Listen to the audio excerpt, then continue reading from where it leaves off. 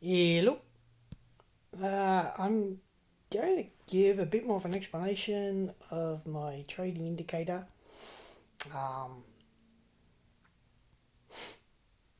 The FFCV indicator, which is this indicator here, which gives us the average candle. I'm just going to put on a trade in this demo account while I'm at it. You can see here that that's the pending trade there. I actually want it to round here. The objective is to hit this bearish order block. I think it's moving into that bearish order block. It could be this one or it could be this one. Yeah, so to do that one, it's quite easy. There's four entries, 1, 2, 3, 4, and then I just click where I want. I'm going to put it here, 70 spot, there we go, and it's already worked out the lot size, 0.36, it has a 2% lot size, 0.36, and so all I do now is Ctrl N and go down to my scripts. Here it is here, and run the FFCV trade. And there it is there, 0.36, 0.35 actually. It set it down to go down to here, which is basically a bit further than 1 Asian range. Now I'm going to change that slightly. And I could have done that using the P key. So if I press the P key, not here, Control N, I have to close that other screen. And I just click in here to make sure that this screen has got the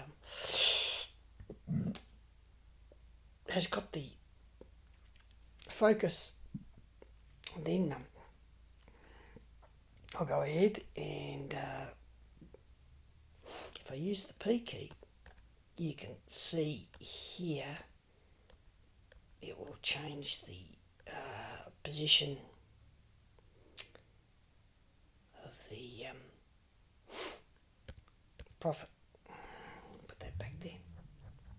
That was using the E key. So the P key changes the position of your profit. And that's cool.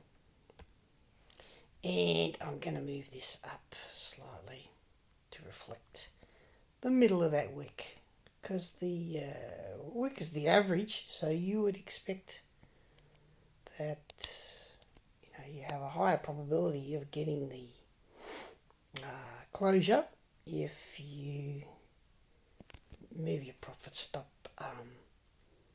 about the middle of the wick, or a bit further up from the wick, which is less than 1 Asian range down. It also coincides with this order block, which is a bullish order block. And we have actually touched that already, I'd say here.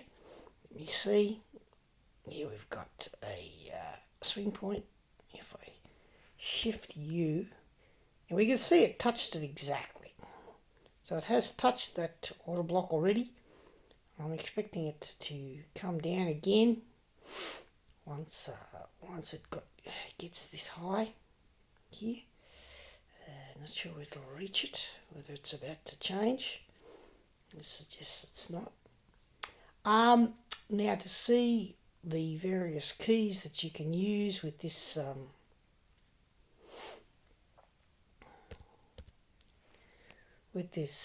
indicator, you can just press the F key once and then the 1 key, and it will bring up all the various shortcuts here. So the squiggly bracket shows the previous candle, the next candle, shift up, shift to a higher time frame, shift down, shift to a lower time. Now that's shift up and shift down. It's not hold the shift key and press the up key or the up arrow.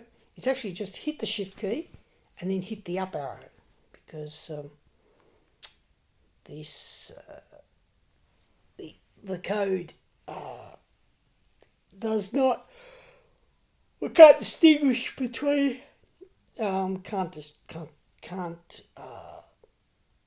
recognise combination keys. So yeah, shift and the down arrow, shift the up arrow, shift minus, toggle show average bear, bull bear both candles. So that's actually shift and a semicolon, and it's hard to see the semicolon in there. There is a semicolon, maybe I'll write semicolon in the help doc. I'll show you a few of these. Shift 4, toggle the use minimum stop loss, which is the minimum stop loss is set by default at 40 pips away from the entry point.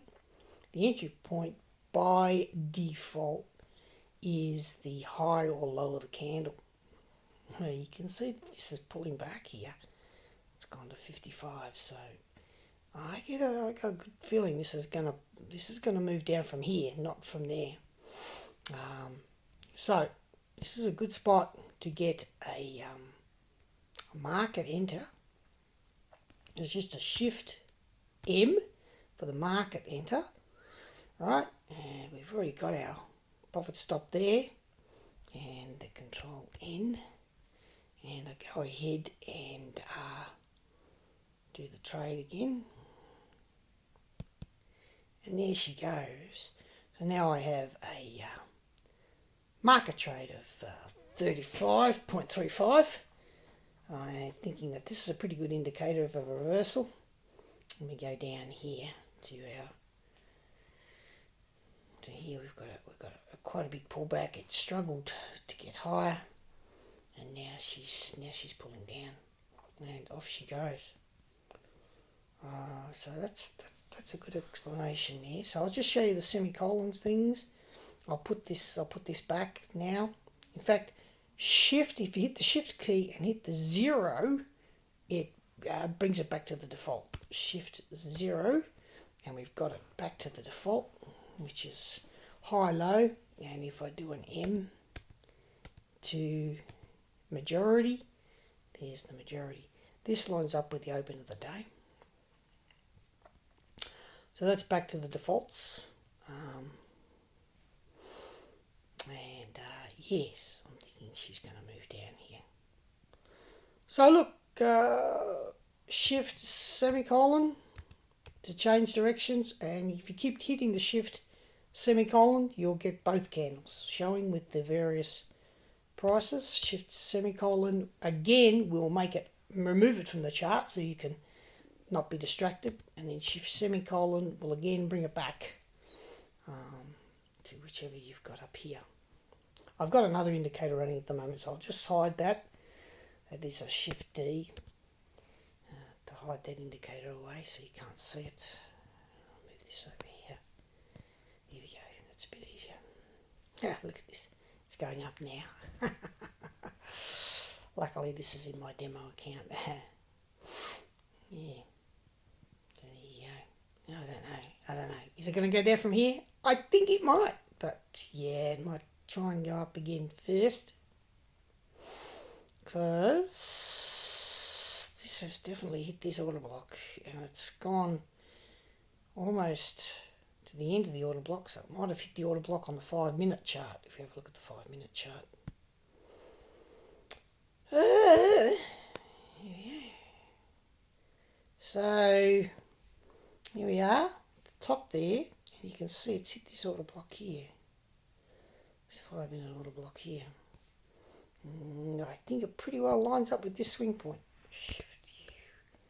Look at that, right on, just off that swing point here. And that swing point is obviously 50% of that order block. In fact, it hits this order block here right on the pip, or just off it. So it does suggest we are heading down from here. It's just my guesstimate. Okay, so there we go.